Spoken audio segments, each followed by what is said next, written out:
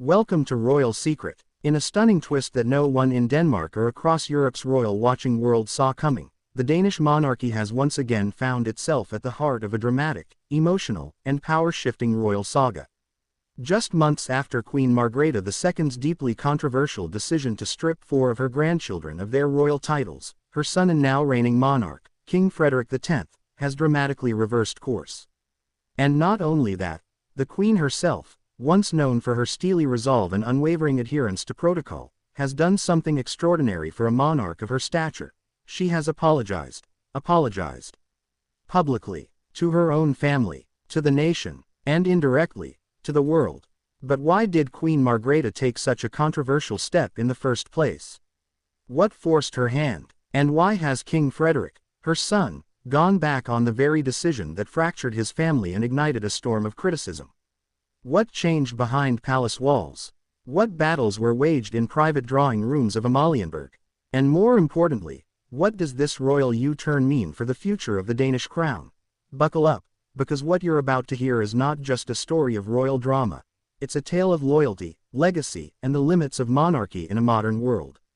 This is the real story behind Queen Margrethe's royal regret, and King Frederik's bold redemption. It was September 2022 when Denmark's normally serene royal family was rocked by a shock announcement from the palace. In a brief but searing statement, Queen Margrethe declared that, starting January 1, 2023, the children of her younger son, Prince Joachim, would no longer be known as Prince or Princess. Instead, Prince Nikolai, Prince Felix, Prince Henrik, and Princess Athena would be known simply as Count and Countess of Monarchy, their noble but non-royal titles derived from the late Prince Henrik's French lineage. The reason given, to allow her grandchildren to shape their own lives, without being burdened by royal expectations. But the response, explosive. Prince Joachim, visibly shaken, told reporters that he and his children were hurt, not just by the decision, but by the way it was handled.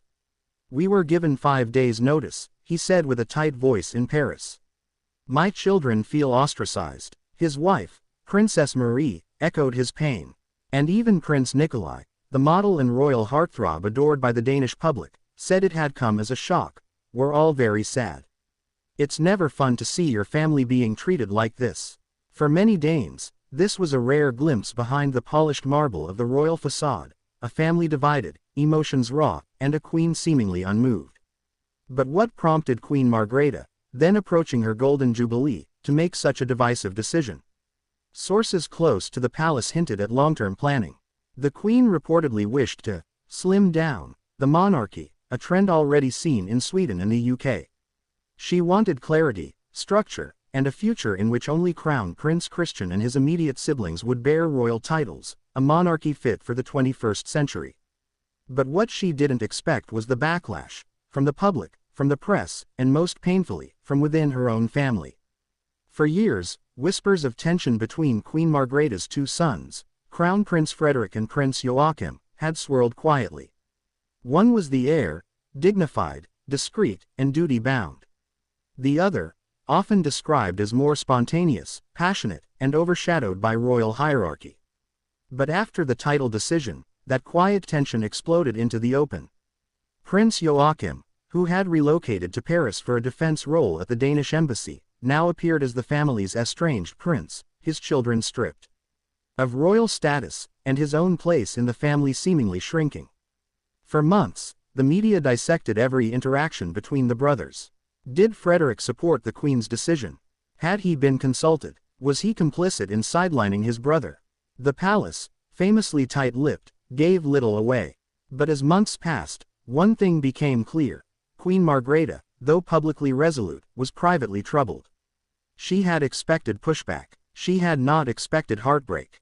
And it was in that quiet heartbreak that something began to shift. Fast forward to late 2024. Queen Margrethe, now 84, had undergone a series of health challenges. Her presence at state events had become more selective. And for the first time in her reign, she began to speak more personally, more reflectively. Then came the bombshell. In a televised New Year's address to the nation, the Queen, wearing her signature ruby jewels and framed by the soft candlelight of the royal palace, delivered words that stunned her citizens. "Looking back on the decisions I have made, I see now the pain they caused. I had hoped to protect the institution of monarchy, but in doing so, I wounded my family. For that, I am sorry. A royal apology, not for the decision itself, she clarified, but for the manner in which it was handled. The timing, the suddenness, the lack of dialogue, in short, the human cost. And for Prince Joachim's children, now in the full bloom of adolescence and early adulthood, it was the closest thing to healing they'd had in over 2 years. The nation responded with mixed emotion. Some praised her courage, others asked, was it too little, too late? But one thing was certain, the Queen's words had opened the door. And her son, now king, was about to walk right through it. On January 14, 2024, King Frederik X ascended the throne. His mother, in a graceful and deeply symbolic act, abdicated after 52 years. Denmark's first monarch to voluntarily step aside in centuries, Queen Margrethe cited her health and the desire to pass the torch. It was King Frederik's moment, and with it, came a chance to forge his own legacy. Just weeks into his reign, he made his first major announcement. And it sent shockwaves across the nation. After long discussions with my brother, and in the spirit of unity, I have decided that Prince Nikolai, Prince Felix, Prince Henrik, and Princess Athena shall resume full royal status. Effective immediately, their titles as Prince and Princess of Denmark are restored. The reversal was swift, decisive, and full of symbolism. It wasn't just about names or titles, it was about healing a wound that had never fully closed. For Prince Joachim, who had remained publicly loyal to his mother even during his children's demotion, it was vindication. For Prince Nikolai, it was a return to the royal role he was born into, and never asked to lose. And for the Danish people, it marked a return to a royal family once again whole. But why did King Frederik act so quickly? Insiders suggest 2 key reasons. First, public opinion. Polls showed a significant majority of Danes viewed the title stripping as excessive. The royal family, long admired for its modern sensibilities, was suddenly appearing cold and divided. Second, Frederik's personal philosophy. Throughout his life, King Frederik had spoken about unity, inclusion, and evolving the monarchy with grace. He saw his reign not as a break from the past, but a recalibration, a course correction toward compassion and continuity. And there was one more factor, Princess Mary, the Queen Consort, who had navigated her own transformation from Tasmanian commoner to future queen, had reportedly urged Frederik to consider the human cost of royal decisions. Sources close to the court say her role was instrumental in brokering reconciliation. The king listened. With Prince Nikolai and Prince Felix restored, there's speculation they could return to royal duties, particularly in areas of diplomacy, culture, and youth outreach. Though both have active careers outside royal life, their presence adds freshness to the monarchy's image. Prince Henrik and Princess Athena, both still school age, will grow up again as royal highnesses, a status their peers may never have known they briefly lost. Prince Joachim, too, may see his role evolve. There are rumors he may return to Denmark permanently, taking on military or ambassadorial duties. But more than anything, this moment has changed the perception of Denmark's royal family. Once seen as inflexible, it now appears capable of compassion. Once divided, now, at least outwardly, united. And King Frederik, he has shown that even monarchs can learn from mistakes they didn't make, and act boldly to correct them. The emotional public reaction across Denmark and Europe. How Prince Joachim's children are adjusting post-reinstatement. The internal political dynamics inside the Danish court. How this compares to other royal families, slimming down, controversies. And what this could mean for Crown Prince Christian's future. The day King Frederik X restored the royal titles to Prince Joachim's children, Denmark didn't just watch, it wept. For many Danes, the royal family isn't just a ceremonial institution. It's a living symbol of identity, continuity, and unity, the embodiment of modern monarchy balancing ancient traditions. And when Queen Margrethe removed the titles, it felt, to some, like a break in that continuity. So, when the reversal came, people responded not just with political analysis, but with raw, human emotion. In the heart of Copenhagen, outside Amalienborg Palace, crowds gathered spontaneously. Some carried flags, others brought flowers. One elderly woman told a reporter, I lived through Queen Margrethe's entire reign. She was strong. But this was King Frederik's way of saying, we don't leave family behind. In Aarhus, in Odense, in Aalborg, even in Paris, where Prince Joachim and his children had made a temporary home, the reaction was overwhelmingly supportive. Newspapers called it a royal reconciliation. Social media lit up with praise. And for the first time in months, all eyes were on Denmark, not with concern, but admiration. The most shared quote online: a message from a Danish schoolteacher in Vel. Every child in this country should feel seen. The royal family just showed that even princes and princesses can be wronged, and then made whole again. Behind palace walls, the transition was already underway. The newly reinstated princes and princess were back on the official royal website, their names restored alongside the rest of the royal house. But what of the young royals themselves? Prince Nikolai, now 25, had built an impressive modeling career, walking for Dior, gracing magazine covers, and becoming a style icon across Europe. Yet, even with fame, he had always carried himself with royal grace. When asked by the Danish press how he felt about the reversal, he smiled quietly, "It's a part of who we've always been. But I'm also proud of who we are today, as individuals and as family." His younger brother, Prince Felix, just 22 and studying business, has remained more private. But palace aides confirmed that he and Nikolai were both briefed personally by King Frederik before the announcement was made public. Both reportedly thanked the king for his understanding and his leadership. And what about the youngest? Prince Henrik, now 15, and Princess Athena, just 13, had been the most vulnerable during the original title removal.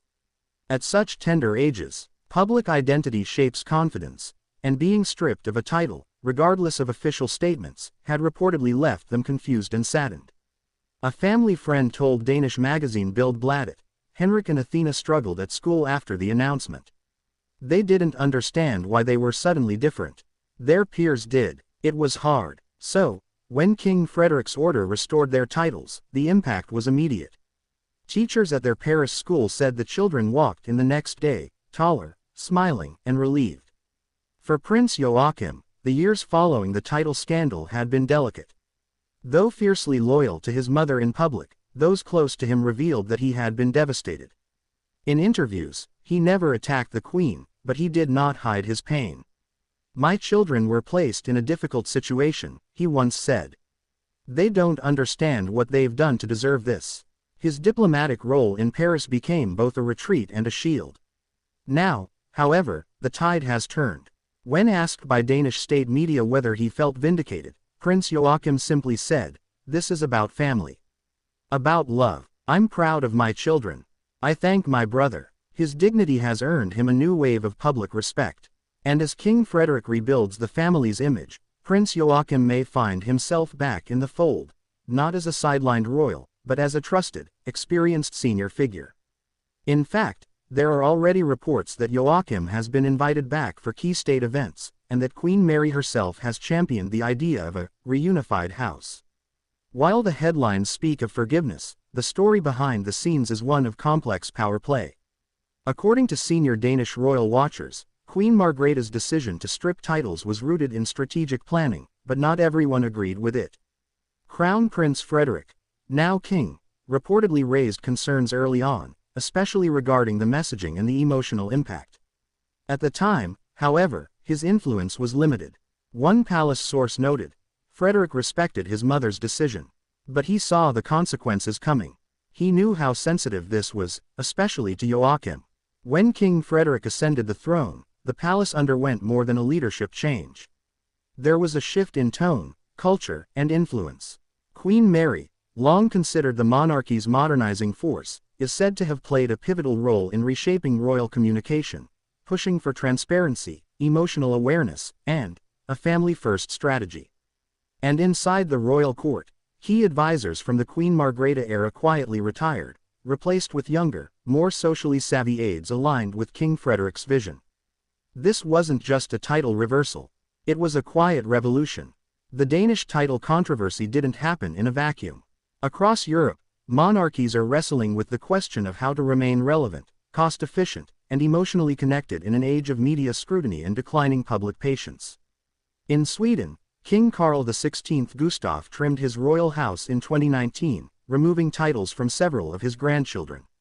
In the UK, King Charles has repeatedly emphasized a slimmed-down monarchy, even amid tensions with Prince Harry and Meghan.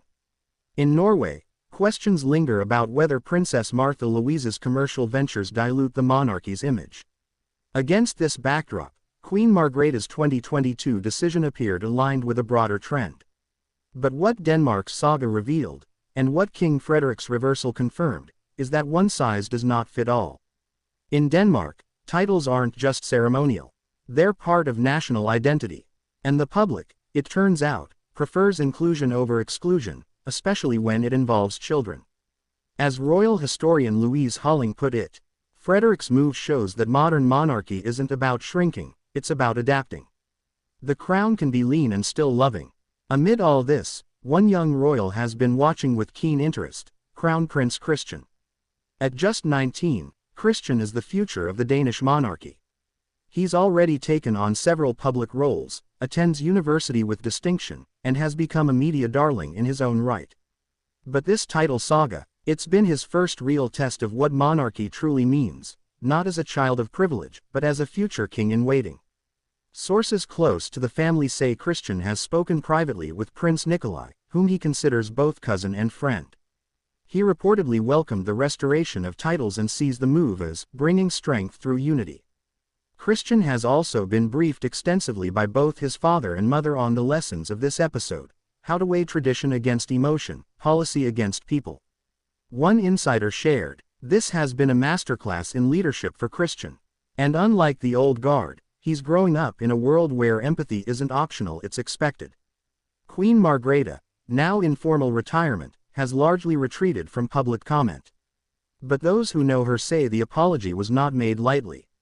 It was her first and only public concession in over 5 decades of rule. She remains proud of her reign, a former court official said.